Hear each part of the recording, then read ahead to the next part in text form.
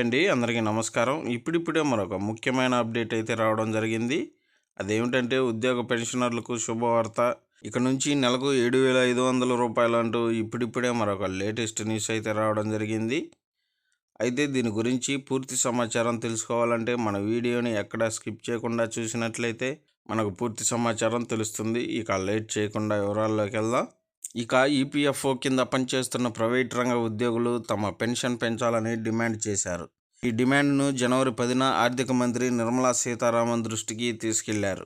ఈ డిమాండ్ను దృష్టిలో ఉంచుకొని కనీస పెన్షన్ను 1,000 రూపాయల నుండి 7,500కి పెంచాలని, డిఏ ఉచిత వైద్య సేవలు అందించాలని కూడా విజ్ఞప్తి చేశారు.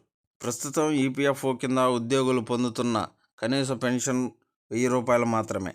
పెన్షనర్లు ఈ మొత్తం చాలా తక్కువగా భావిస్తున్నారు. అందువల్ల ఈపీఎస్ 95 ఉద్యోగుల పెన్షన్ పథకం 1995 కింద పెన్షనర్లు గత 8 సంవత్సరాలుగా ఈ సమస్యను కేంద్ర ప్రభుత్వం దృష్టికి తీసుకువస్తున్నారు. ఈ నిర్ణయం 2014లో తీసుకోబడింది. 2014లో కేంద్ర ప్రభుత్వం కనీస పెన్షన్ మొత్తాన్ని 1,000 రూపాయలుగా నిర్ణయించింది. కానీ పెన్షనర్లు దీనిని తాత్కాలికంగా అంగీకరించినప్పటికీ ఈ మొత్తం జీవన వ్యయాలకు సరిపోదని ఇప్పుడు స్పష్టమైంది. ఈ డిమాండ్తో పాటు పెన్షనర్లు డిఏతో పాటు ఉచిత వైద్య సదుపాయాలను కూడా కోరుకుంటున్నారు.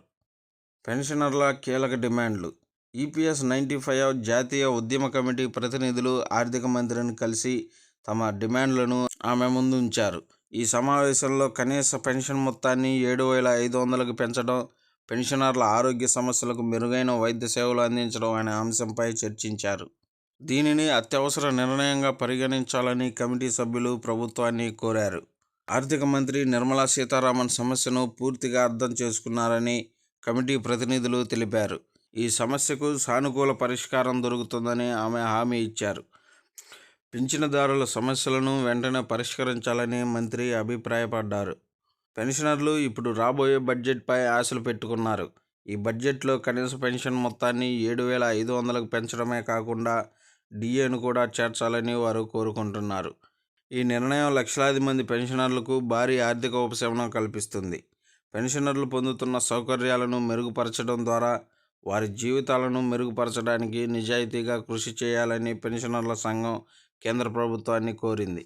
పెన్షనర్ల సంఘంతో పాటు ఇతర కార్మిక సంఘాలు కూడా బడ్జెట్కు ముందు ఆర్థిక మంత్రిని కలిశాయి. కనీస పెన్షన్ మొత్తాన్ని 5,000కు పెంచాలని ఆమె తన అభిప్రాయాన్ని వ్యక్తం చేశారు.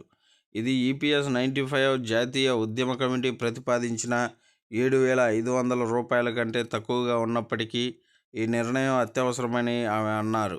ప్రస్తుతం పెన్షనర్లు ఎదుర్కొంటున్న ఆర్థిక ఇబ్బందులను పరిగణలోకి తీసుకుంటే కనీస పెన్షన్ పెంపు వారి జీవితాల్లో కీలకమైన మార్పు. పెన్షన్ మొత్తం పెరిగితే పెన్షనర్లు వారి ఆరోగ్య సంరక్షణ, ఆహారం మరియు ఇతర అవసరాలకు ఎక్కువ ఖర్చు చేయగలుగుతారు. ఈ డిమాండ్పై కేంద్ర ప్రభుత్వం ఎలాంటి నిర్ణయం తీసుకుంటుందో అని అందరూ ఆసక్తిగా ఎదురుచూస్తున్నారు.